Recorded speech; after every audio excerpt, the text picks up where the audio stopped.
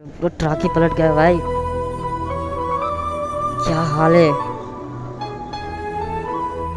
भाई साहब। ब्रिज तोड़ के ट्रक पलट गई भाई, देख रहे हो? खींच रहा है सब लोग।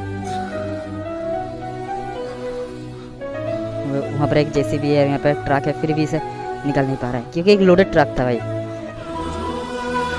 सही है यार। मेरे भाई जो इंडिया से हो, एक लाइक करना और ज़रूर चैनल को सब्सक्राइब करना।